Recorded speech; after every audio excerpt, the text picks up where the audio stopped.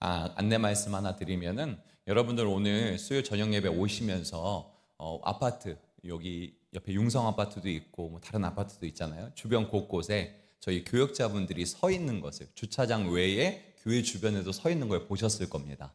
요즘에 우리가 주중 예배, 수요와 금요 예배 때 우리가 아파트 근처에 주차를 하니까 민원이 많이 들어왔어요. 그래서 이렇게 저희가 여러분들을 주차를 돕는 차원에서 교육자분들이 서 계셨던 겁니다. 그리고 오늘부터는 수요 저녁 예배와 금요 기도회 때도 드디어 주차권이 발부가 됩니다. 그래서 여러분들 전북대병원 주차장을 이용해 주세요. 전북대병원 주차장을 이용하시고 주차권은 주차 박스에서 교통박스에서 꼭 받아가시기 바랍니다. 그리고 또 우리 교육부서의 여름 사역이 7월 14일 이번 주 토요일 유치부를 시작으로 진행되니까 많은 기도와 후원 바랍니다. 할렐루야, 아멘. 오늘도 하나님이 보내주신 자리에서 각자 열심히 섬기다가 이곳에 온 여러분들 참 수고 많으셨습니다. 제가 담임 목사님 안식년 기간 동안 금요 저녁 설교자로 출장을 갔다가 저희의 고향, 나의 고향 수요 저녁 예배에 다시 돌아와서 너무도 반갑습니다. 위드워십 찬양팀 가까이서 보고 싶었어요. 그리고 여러분들의 딱 이 분위기, 수요 저녁 예배의 이 분위기, 정말 그때 피곤해 좀 지친 기색들, 이런 것들도 반가워요. 왜냐하면은 이 피곤해 지친 기색을 안고 오셨다가 저 문을 나갈 때는 이 예배를 통해서 여러분들이 은혜를 머금고 나갈 게 항상 분명하기 때문입니다. 할렐루야, 아멘. 그래서 저는 여러분들이 그런 모습으로 나가는 모습을 보면서 희열을 느껴요. 지쳐있다가 은혜 받고 나가시는 모습을 보면서 희열을 느낍니다. 하나님은 우리가 연약하지만 우리를 은혜의 자리로 부르셔서 우리를 회복시키는 하나님인 줄 믿으시기 바랍니다. 아멘.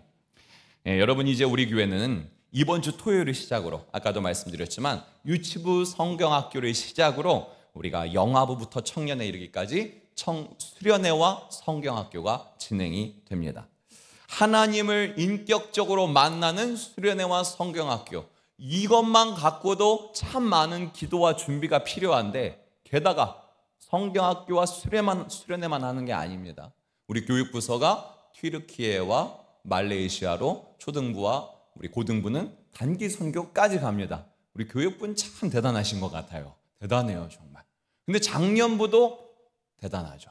작년부는 해외, 그리고 의료, 국방은 이제 해외 단기 선교를 나가고, 농촌은 국내 단기 선교를 준비하고 있고, 저는 이 안디옥 교회에 사역하는 것이 참 감사한 것 중 하나는 7, 8월 2달 동안 이 모든 게 이 교회에서 진행된다는 게 참 여러분 대단하십니다. 정말 여러분들 힘내자고 박수 한번 각자 칩시다. 할렐루야. 그런데 우리가 이렇게 박수를 쳤는데, 격려하자고 박수를 쳤는데 아직 나는 나 해외 단기 선교 나가볼까 했는데 비행기 티켓이 마감됐네, 못 가겠다, 어쩔 수 없지 뭐 라는 분들은 늦지 않으셨습니다. 국내 단기 선교 충남 보령으로 함께 가면 됩니다. 저도 국내 단기 선교에 가서 열심히 함께 하려고 국내 단기 선교를 참여할 계획을 가지고 있습니다. 그리고 국내 단기 선교가 시간이 안 된다, 정 안 된다 하시는 분들은 우리 여름 성경학교와 수련회 기간 동안 이곳에 오셔서, 이 교회에 오셔서 식당 봉사든 어떤 봉사든 신청하시면 됩니다. 그러면 여러분들이 봉사하실 수 있는 겁니다. 이렇게 여러분들, 우리는 은혜의 자리에 동참할 수 있는 것입니다.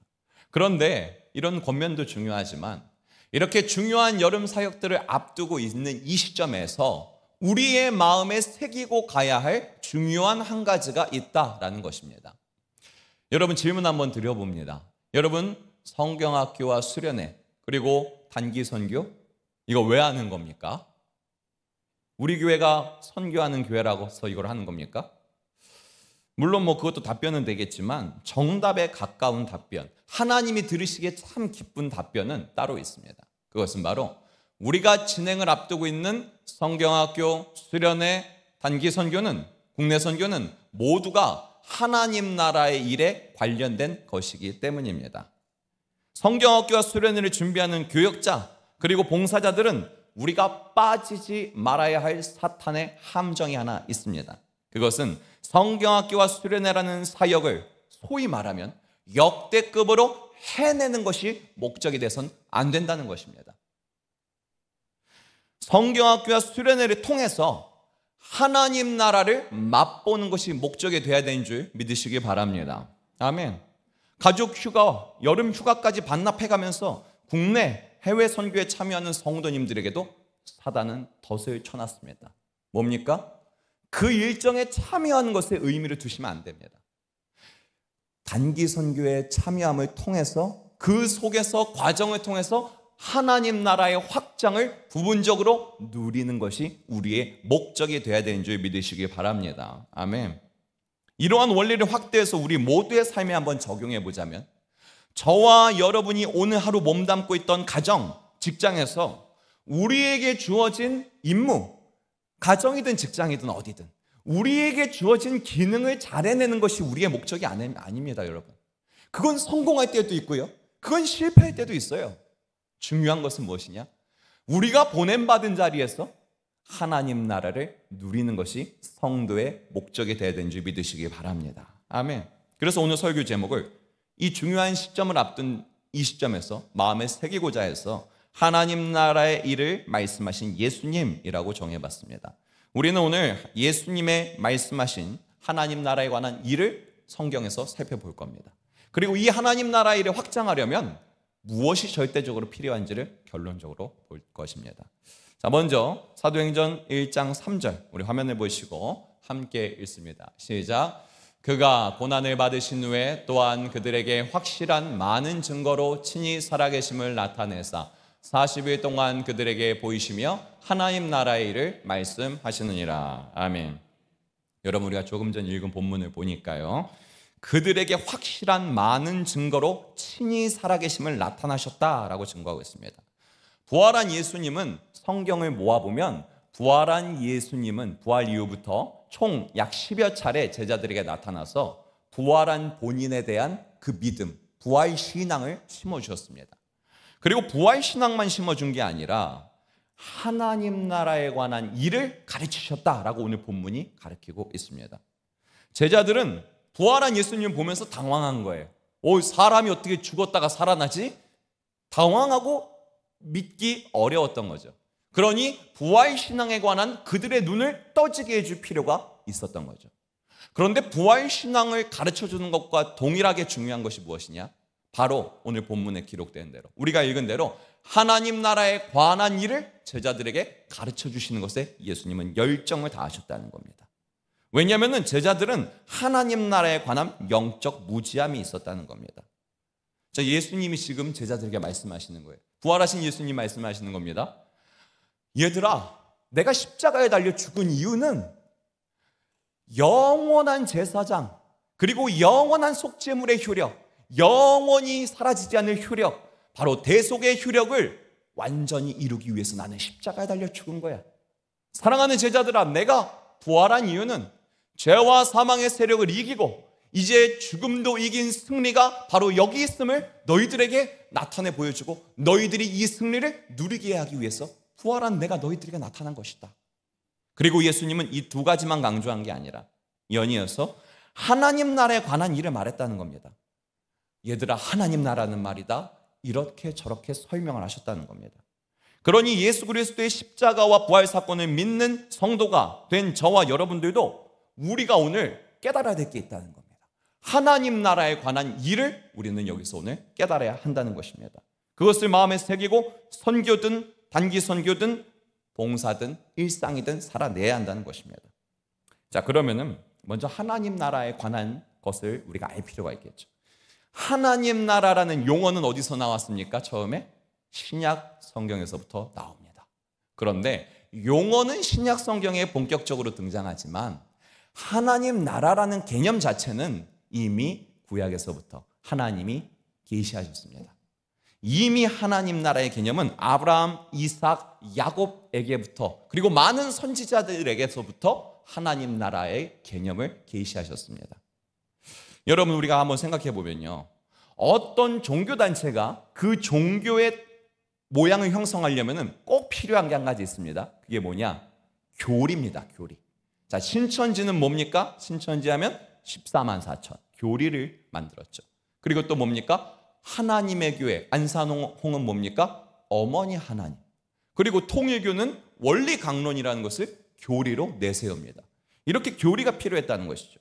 그런데 여러분, 하나님 나라라는 개념은 신약 시대에 기독교가 태동하면서부터, 교회가 초대교회가 형성되면서부터, 야, 우리도 유대교에 맞서는, 우리 예수님을 따르는 교회라는 교리를 만들어야겠어, 우리 교회만의 독자적인 교리를 만들어야겠어, 이러면서 초대교회 때부터 하나님 나라의 개념이 생성된 게 아니라는 것입니다. 하나님 나라는 율법을 통해 하나님을 만나려고 했던 유대교가 형성되기도 훨씬 이전부터 하나님 나라는 이미 아브라함부터 시작되었다는 것입니다. 이스라엘 백성들이 출애굽 이후에 율법 시대가 열리기 훨씬 전부터 하나님은 하나님 나라를 계시하셨다는 겁니다. 하나님이 아브라함에게 말씀하십니다. 아브라함아, 내가 너에게 땅을 줄 거다. 내가 너에게 많은 후손을 이루게 할 거다. 근데 여기서 하나님이 아브라함에게 언약하신 땅은 뭡니까? 가시적으로는 가나안 땅이에요, 나중에 보면. 그리고 하나님이 이삭과 야곱에게도 말합니다. 내가 너로 많은 민족을 이루게 할 거다. 근데 이 많은 민족도 뭡니까? 나중에 가시적으로 보면 이스라엘 국가의 형성이죠. 하지만 여러분, 하나님 언약에 담긴 땅, 그리고 민족의 참 의미는 그 땅이라는 공간적 개념이 아니라 하나님 나라, 하나님의 주권이 통치되는 나라에서, 하나님의 주권이 흐르는 나라에서 사는 땅을 얘기하는 겁니다. 이해하셨죠? 그리고 또 하나님의 언약 백성은 무엇이냐? 하나님의 주권을 온전히 인정하는 백성들이 모여서 이룬, 하나님의 백성들이 모여 이룬 그 공간, 그 백성을 하나님 나라의 공간, 하나님 나라의 백성이라고 얘기할 수 있는 겁니다. 정리해 보면요, 하나님의 주권으로 통치되는 나라에서 하나님을 주인 삼으며 사는 백성들이 얼마나 행복한지를 보여주고 싶었던 거예요, 하나님께서.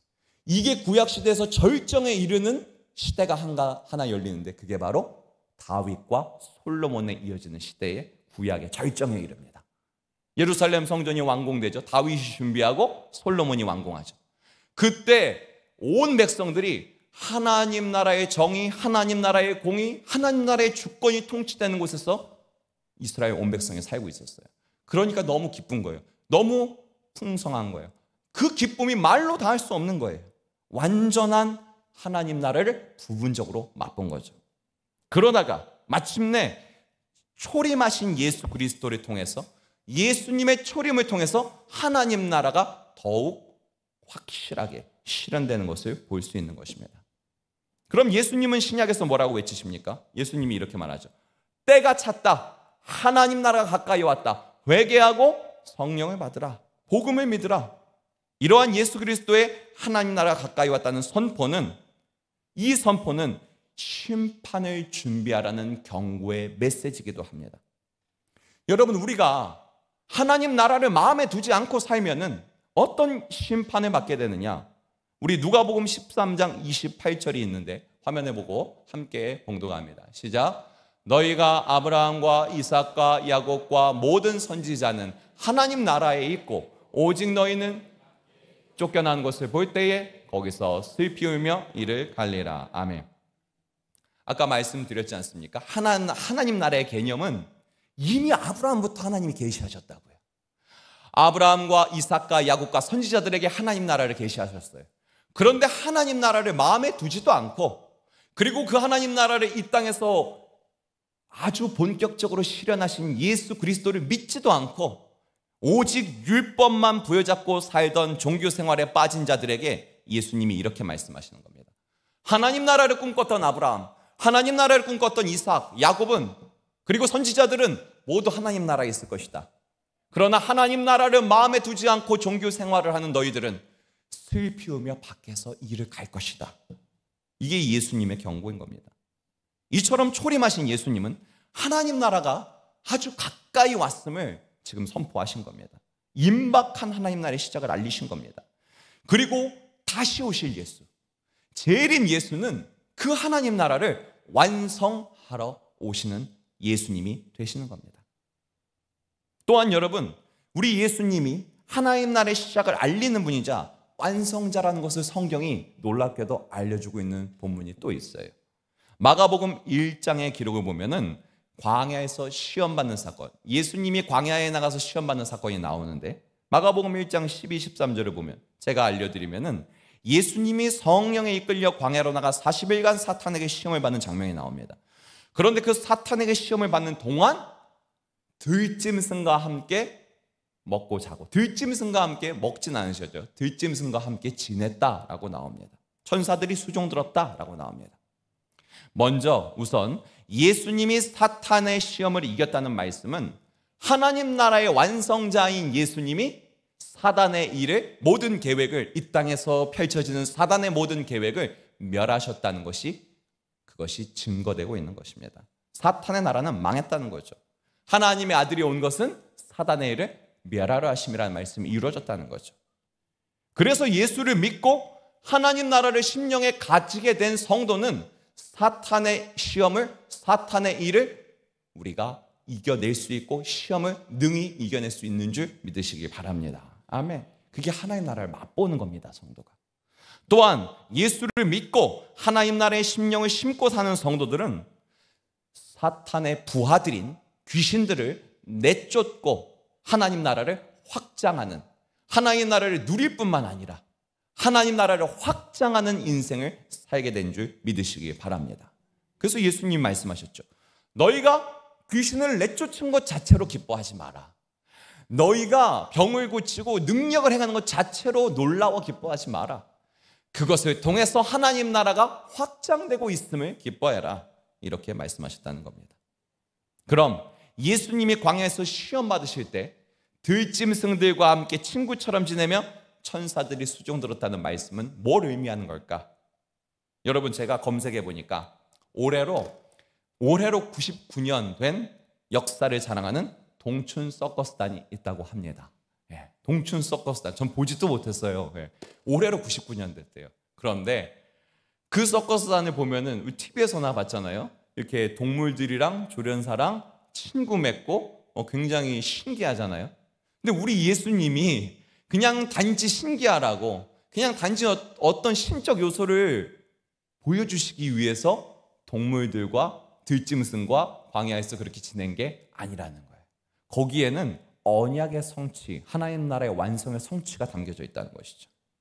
자, 이사야 11장 1절을 보면 이런 기록이 나옵니다. 이새의 줄기에서 한 싹이 나며 그 뿌리에서 한 가지가 결실할 것이다. 이거는 이새를 통한, 그 후손을 통한 다윗, 그 후손을 통한 예수 그리스도가 이 땅에 오신다는 기록이죠. 예고죠. 그런데 이사야 11장 6절을 보면 이런 기록이 있습니다. 그때 이리가 어린 양과 함께 누워있고 표범이 염소와 친구를 맺고 송아지와 사자가 친구를 맺고 젖먹는 아이가 독사의 굴에 손을 넣어도, 어린아이가 독사의 굴에 손을 넣어도 해함을 받지 않을 것이다. 이사야 선지자를 통해 계시된 하나님 나라인 거예요, 지금. 근데 그 하나님 나라가 예수님이 이 땅에 오셔서 들짐승들과 함께 지내는 것을 통해서 가시적으로 실현된 게 보여지고 있는 것이죠. 이렇게 하나님 나라를 실현하고 있는 예수님은 3년간 제자들에게, 유대 백성들에게 하나님 나라를 계속해서 강조하고 가르치셨습니다. 하늘에 속한 이야기를 너희들에게 말하면 너희가 알아들을 바가 있느냐? 그래서 비유로 말씀하셨죠. 백성들아 들으라. 하나님 나라는 신랑을 기다리는 열 처녀와 같다. 하나님 나라는 밭에 뿌려진 씨앗, 그것들과 같다. 등등 여러 비유를 통해서도 하나님 나라를 마음에 심어주기 위해 힘썼다는 것입니다. 그리고 오늘 본문 읽은 대로 부활 승천을 앞둔 직전까지도 지금 뭐하고 있느냐? 제자들에게 하나님 나라에 관한 일을 계속해서 열정을 내어, 열심을 내어 가르쳐주고 계시다는 겁니다. 여러분, 하나님 아버지께서, 그리고 예수님이 우리의 심령에 하나님 나라를 심어주시고 우리가 하나님 나라를 누리면서 살게 하기 위해 얼마나 하나님의 열심히 내고 있는지 우리는 느끼고 우리 또한 그런 열심을 내고 살아야 하는 줄 믿으시기 바랍니다. 저는 오늘 이 말씀을요, 중요한 사역을 앞둔 우리가 목회자로서 저는 이 말씀을 저 스스로에게 먼저 대입해 봤습니다. 나는 지금 하나님 나라의 확장을 위해서 살고 있는가? 이런 책이 있습니다. 교회 속의 세상, 세상 속의 교회라는 책에 이런 글이 있습니다. 이 글 자체가 저에게 질문을 던져주더라고요. 제가 읽어드리겠습니다. 목사의 성공은 교인 수나 헌금의 액수, 교회 건물의 규모로 평가받는다. 목사는 교회 공동체를 이끄는 지도자라기보다는 차라리 중소기업의 사장님에 가깝다. 그렇게 사는 게 곧 하나님 나라 확장이라 착각하며 한평생 빠져 살다가 은퇴를 앞둔 목사들은 결국 자기의 손으로 일군 기업에 대한 강한 애착과 소유욕을 보이기 시작한다. 그 기업들을 자녀에게 물려주려는 의지, 권위적인 태도가 그렇다. 또한 많은 설교를 해야 되는 목회자들은 감동적인 설교를 위해 표절도 생활화되어 있다. 일상의 언어와 차별이 되어 있는 성경책은 교인들이 이해하기가 쉽지 않다. 그렇기 때문에 어려운 성경은 언제나 해석해줘야 하는 브로커가 필요하다. 브로커는 그에 따른 권력을 누린다. 여러분, 이 글은요, 어떻게 보면 지나치리니만큼 목회자와 교회에 대해서 비판적입니다. 그건 맞습니다. 그런데 한편으로 이 책의 저자는 예수님이 말씀하신 하나님 나라라는 관점 하나만 해가지고 교회에 대입하고 하나님 나라라는 관점 하나만 해가지고 목회자를 지금 질문을 하고 있는 겁니다. 그럼 제가 이 글을 읽은 제가 반성해 보는 겁니다. 나는 지금 하나님 나라의 확장을 위해 사는 목사인가? 나는 지금 교회의 종교 지도자로서 그 역할을 잘 감당해내기 위한 삶을 살고 있는 건가? 나는 혹시 브로커의 길을 걷고 있는 건 아닌가? 저에게 대입해 본 겁니다. 그럼 이번에는 우리 각자 개인에게 이 말씀을 대입해 보기 원합니다. 더 이상 하늘에 계시지 마시고 라는 책을 저자한 블룸하르트라는 목사님, 하나님 나라 확장을 위해 일한 이 목사님이 이렇게 글을 쓰셨는데 이 글은 여러분들에게 한번 적용해 보시기 바랍니다. 어떤 한 사람이 기독교라는 종교를 가지고 종교 생활을 시작하는 것은 어려운 일이 아닙니다. 기독교뿐 아니라 전 세계에 다양한 종교가 있기 때문에 종교 생활을 하는 것은 그 중에 하나를 선택하면 언제든 시작이 가능합니다. 게다가 내가 속한 가정이 태어날 때부터 기독교라면 우리는 훨씬 자연스럽게 기독교인으로서 종교 생활을 할 수 있습니다. 그러나 마음속에 숨은 또 하나의 기독교가 있습니다. 이것은 표면적인 기독교보다 훨씬 더 초월적 의미를 가지는 기독교입니다. 이 기독교는 바로 이 땅에서 이루어지는 하나님 나라의 통치입니다. 하나님께서는 예수를 그리스도로 고백하고 물과 성령으로 거듭난 성도들을 통해 이 하나님 나라를 이루어가고 계시고 앞으로도 이룰 것입니다. 할렐루야, 아멘. 저는 굉장히 깊은 울림을 느꼈어요. 그래서 여러분, 질문을 드려볼게요. 현재 여러분은 지금 열심히 일하고 오셨는데 현재 여러분은 이 땅에서 이루어지는 하나님 나라의 통치를 지금 삶에서 누리고 계십니까? 혹시 어느새 나도 모르게 종교 생활을 하는 것을 선택한 종교인과 같지는 않습니까? 마지막으로 우리 모두에게, 이제 우리 교회 공동체에게 다시 한번 질문해 봅니다. 아까 처음에 한 질문인데, 여러분 성경학교와 수련회 단기 선교 이거 왜 합니까? 선교하는 교회라서 너무 멋진 대답이에요. 틀린 대답 아닙니다. 그러나 오늘 말씀이 요구하는 답변은 좀 다릅니다. 우리 자녀들이요, 영아부부터 시작해서 벌써 저는 좀 두근거려요. 제가 교육부가 아닌데도 그래요. 영아부부터 시작해서 청년에 이르기까지 하나님 나라를 누리는 삶, 그리고 하나님 나라를 확장하는 삶을 이 성경학교와 수련회를 통해서 경험하게 되는 것입니다. 할렐루야, 아멘.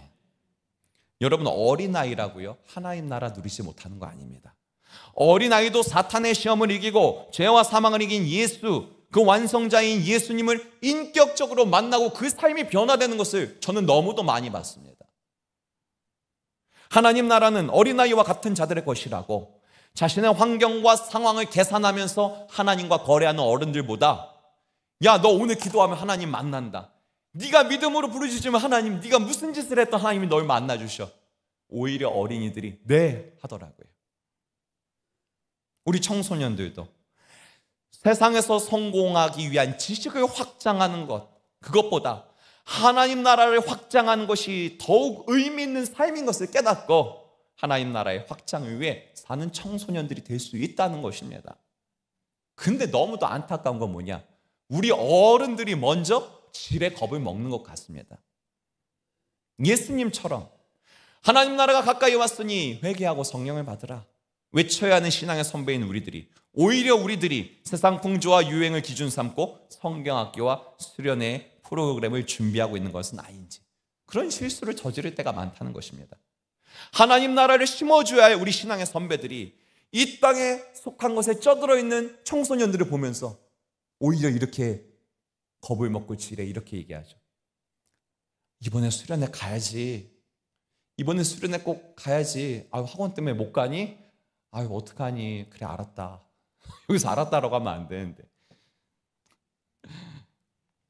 그들에게 하나님 나라를 심어주는 일을 우리는 너무도 조심스러워하고 있다는 것입니다. 제가 300명 정도 되는 교회에서 부목사로 섬길 때였습니다. 그 교회는 부목사는 저 한 명이었고 목사는 각 부서 교육부서마다 전도사님들이 계셨어요. 그래서 이제 지금과 같은 딱 시즌이 됐을 때 준비하는 과정에서 성경학교와 여름성경학교 계획서를 취합해서 나눴습니다. 그런데 회의 시간에 제가 청소년부 이제 그때는 중고등학교 합해서 있는 청소년부인데 청소년부 계획서를 받아서 보니까 이 계획서 일정표만 봐도 어느 정도 어떤 마음으로 준비하시는구나 느끼는 게 우리가 있잖아요. 그 일정표를 보는데 제 마음에 이거는 무슨 의도로 계획을 하셨을까? 이건 뭐지? 싶은 게 있는 겁니다. 근데 그 전도사님 역시 사역을 배워가는 단계고 그리고 제가 그 전도사님을 오랫동안 지켜본 결과 그 전도사님이 정말 청소년들을 마음으로 대하고 사랑하거든요. 그러니까 이제 동역자를 믿는 마음으로 그냥 응원해드리고 기도해드렸습니다. 그렇게 청소년부 수련회는 진행됐고 수련회를 마치고 돌아온 전도사님이 저한테 이렇게 보고 및 감탄을 말씀하시는 겁니다. 목사님, 우리 청소년부가 그곳에 수련회 한 곳에 하나님 나라가 임했어요. 말을 하는 겁니다. 진짜요? 너무 잘 됐다. 너무 수고하셨어요. 애들이 너무도 좋아했어요. 그래요. 너무 감사해요. 너무 수고하셨어요. 그러면서 같이 밥도 먹고 그랬습니다. 근데 이후에 교사분들을 통해서 이제 그래도 목회자를 존중하고 하시니까 그런데 고민은 또 되시니까 목사인 저한테 와가지고 이제 어떻게 보면 상담 및 보고를 하시는 거죠.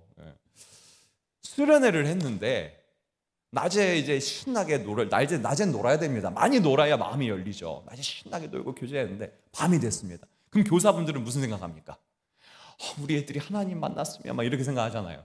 근데 밤에 수련회 딱 집회 시간이 됐는데 기도 조금 하고 말씀 잠깐 묵상하고 그 다음부터는 그 댄스 파티가 벌어졌답니다. 그게 미러볼이라고 동그란 볼이 있잖아요. 그게 돌아가면 천장에 매달으면 돌아가면서 막 반짝반짝 조명들이 막 그러는 거 있잖아요. 그 조명에 딱 띄워놓고 가요를 딱 틀어놓고 이제 그냥 밤이 늦게까지 그냥 신나게 댄스 파티를 했다는 겁니다. 그리고 한쪽에서는 이제 전국 노래자랑 해가지고 이제 노래방 기기를 이용해서 그렇게 노래 자랑을 했답니다. 여러분 청소년들은 좋아했을까요? 싫어했을까요? 당연히 좋아하죠. 너무 좋아하죠. 그냥 학업에 눌린 스트레스, 그냥 여러 가지 스트레스 다 풀리는 시간이 되었습니다. 보호자들의 합법적인 지도 아래 늦은 밤까지 신나게 놀았습니다. 소중한 추억이 됐을 게 분명합니다. 학업의 스트레스도 그 시간 날아갔을 게 분명합니다. 그 전도사님은 학원과 시험에 지친 청소년 친구들에게 음악과 춤을 통해 웃음과 즐거움을 주는 그 시간, 그 기쁨의 시간이 세상에서 찌든 그 모든 것들을 여기서 교회에서 이렇게 풀어내는 시간이 그 전도사님께는 진짜로 그분의 신앙관에는 진짜로 하나님 나라였던 거예요. 그러니까 그렇게 진행하신 거죠. 저는 전도사님께 드릴 말씀이 없었습니다. 그냥 그분을 사역자로 불렀고 그분을 빚어가시는 하나님께 그분을 맡겨드리고 그렇게 있을 수밖에 없었습니다. 격려했다고 할 수밖에 없었습니다. 물론 여러분, 수련회나 성경학교에 이 미러볼 아까 말한 거 그리고 워터 페스티벌이든 뭐든 뭘 해도 좋습니다. 미러볼 100개를 돌려도 좋습니다. 얼마나 재밌고 유익한 건데요.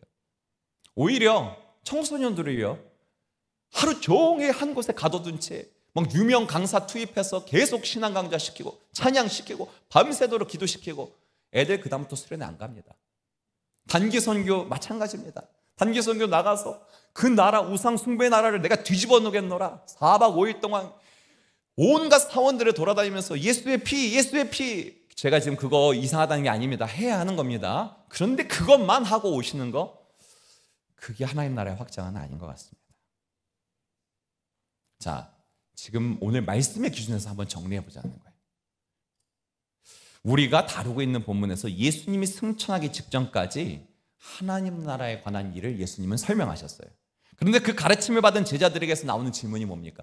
실컷 하나님 나라에 대해서 관련 알려주었는데 제자들이 하는 답변이 뭔지 아십니까? 우리가 읽은 본문 바로 뒤에 이어지는 답변인데 제가 읽어드리겠습니다. 사도행전 1장 6절. 그때의 제자들이 모였을 때 예수께 여짜오되 주여, 예수님, 부활한 예수님, 이스라엘의 해방, 이스라엘의 독립이, 이스라엘의 회복이 바로 지금입니까? 라고 물었다는 것입니다. 참으로 안타까운 것은 예수님이 열심을 내어 하나님 나라에 관한 일을 가르쳤음에도 불구하고 제자들은 여전히 하나님 나라를 공간적인 개념 또는 우리 사회, 우리나라가 정의롭다고 생각하고 염원하는 그것이 이루어지는 게 하나님 나라라고 봤다는 겁니다. 시험에 쩌든 청소년들이 즐거움을 누리는 게 하나님 나라가 아니라는 것입니다.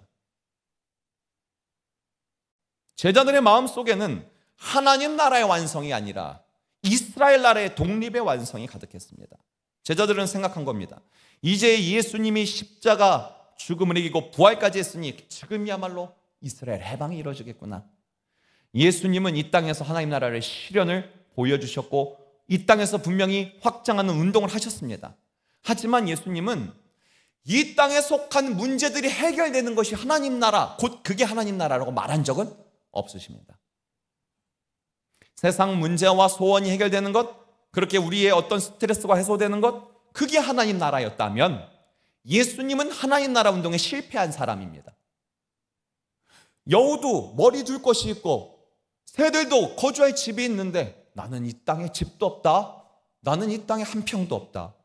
예수님은 이 땅에 속한 소원은 이룬 것이 없습니다. 그러나 나와 내 아버지의 나라는, 하나님 나라는 땅에 속한 게 아니다. 예수님이 말씀하신 하나님 나라는 이것이었습니다. 우리가 사랑하는 다음 세대들에게 물려줘야 할 신앙의 전수는 죄와 사망의 세력을 이기신 예수님, 그것을 이 땅에서 실현하신 예수님, 하나님 나라의 완성자 예수님을 그토록 만나도록, 그분을 만나고 동행하는 삶을 통해 이 땅에서 누리는 것이 얼마나 기쁜 하나님 나라의 확장인지를 맛보여주는 것, 그게 바로 우리가 그들에게 전해줘야 될 것인 줄 믿으시기 바랍니다. 아멘. 그럼 오늘 마지막 결론을 나누고 마치겠습니다. 본문 사도행전 1장 4절에서 5절입니다. 우리 화면 보시고 함께합니다. 시작. 사도와 함께 모이사 그들에게 분부하여 이르시되 예루살렘을 떠나지 말고 내게서 들은 바 아버지께서 약속하신 것을 기다리라. 요한은 물로 세례를 베풀었으나 너희는 몇 날 못 되어 성령으로 세례를 받으리라 하셨느니라. 아멘. 하나님 나라의 일에 관해서 다 가르침을 마치신 예수님은 마지막으로는 이렇게 말씀하십니다. 예루살렘을 떠나지 말고 아버지께 약속받은 것을 기다리라. 성령을 기다리라. 여기서 말하는 예수님이 말한 예루살렘은 하나님의 거룩한 도성입니다. 이 거룩한 하나님의 도성은 아브라함이 믿음으로 이삭을 번제물로 드렸던 것이고, 이 거룩한 도성은 다윗이, 솔로몬이 성전을 완공한 것이며, 이 거룩한 도성은 예수 그리스도께서 십자가의 전 인류를 위해 달려 죽으신 십자가 사건이 있던 곳이 바로 이 예루살렘의 거룩한 도성이었습니다. 이제 예수님은 이 거룩한 도성 예루살렘에서 또 하나의 중요한 하나님 나라의 사건이 펼쳐질 것이기 때문에 예루살렘을 떠나지 말라고 한 겁니다. 바로 하나님 나라의 확장의 주체자, 하나님 나라 확장을 운동력 있게 만드시는 주체자, 바로 성령을 받는 것만이 하나님 나라, 성령 충만만이 하나님 나라를 확장하기 위해 반드시 필요한 필연적 요소였기 때문입니다.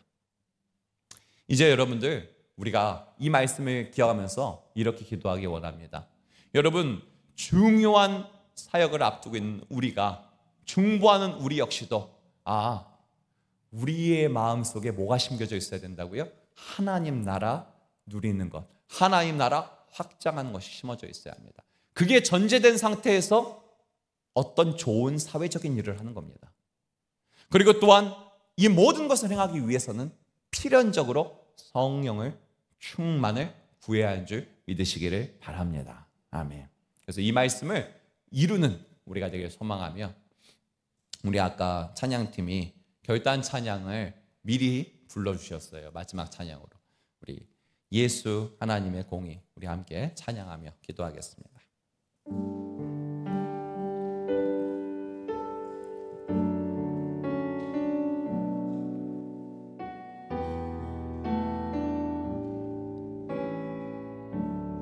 예수 하나님의 공의, 예수 하나님의 공의, 주 독생자가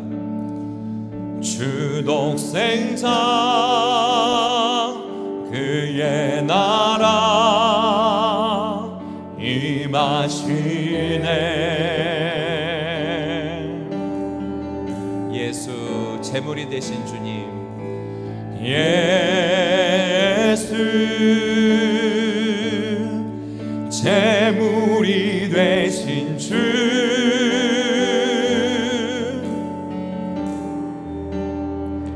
영광 중에 그의 나라 임하시네. 주의 나라 영원합니다. 주의 나라 영원하며 그의 영광 무궁하리.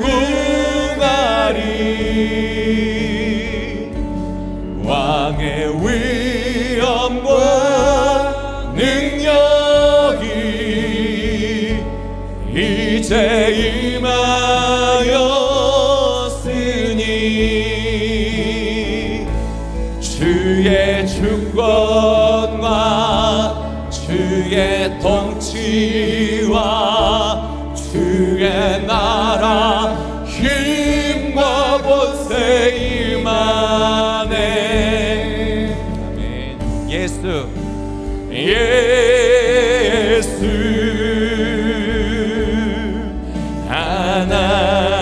하나님의 주의 나라 영원하며 주의 나라 영원하며 그의 영광 무궁하리. 왕의 위엄과 능력이 이제 임하였으니 주의 주권과 주의 통치와 주의 나라 힘과 권세 임하네. 아멘. 예수 하나님의 주님의 나라와 뜻이 주님의 나라와 뜻 나의 삶 속에 임하시며 주님 알기 주만 보기 아멘 소망에 거룩히 살아갈 힘을 주소서. 거룩히 살아갈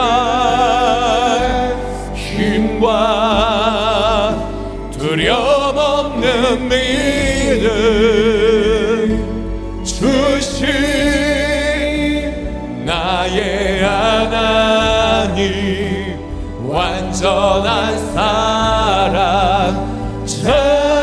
우리 마지막으로 주님의 나라와 주님의 뜻이 나의 삶 속에, 주님의 나라와 뜻이 나의 삶 속에 임하시. 아멘. 주님 알기를 주만 보기를 소망해. 우리 자녀들이 거룩히 살아가게 하소서. 거룩히 살아갈 힘과 두려움 없는 믿음 주신 나의 하나님, 완전한 사랑 찬양해. 우리 시간 여러분, 오늘 하나님의 이 말씀이 여러분의 귀를 만족시키지는 못하였을지라도 여러분의 마음을 만족시키기에는, 영혼을 울리기에는 너무도 합당한 말씀이라고 믿습니다. 우리 하나님의 나라를 내가 누리게 하소서. 그리고 하나님 나라를 내가 확장케 하소서. 이미 태초부터 하나님이 그것을 계획해 놓으셨고 계시하셨고, 예수님을 통하여 완성하셨고 성령을 통하여 일하고 계십니다. 그 하나님 나라를 내가 먼저 누리기 원합니다. 그리고 우리 사랑하는 다음 세대들에게 그것을 잘 인도해주고 전수해주고 그리고 안내해주는 우리가 되기를 원합니다. 그리고 단기 선교가 갔다가 선교사님을 만나고 일정을 소화하는 것 속에서 우리가 하나님 나라의 확장을 부분적으로 맛보는 것이 우리의 마음에 그 염원이 새겨진 채로 그곳에 가기 원합니다. 우리 토요일부터 시작되는, 유치부로부터 시작되는 이 걸음, 첫 걸음을 오직 하나님 나라를 마음에 새기고 가라고 오늘 말씀하십니다. 그런 열망이 너희 안에 있냐고 물어보십니다. 우리 주의 이름 간절하게 한번 부르면서 하나님 나라를 확장하고 누리기 원합니다. 함께 기도합시다.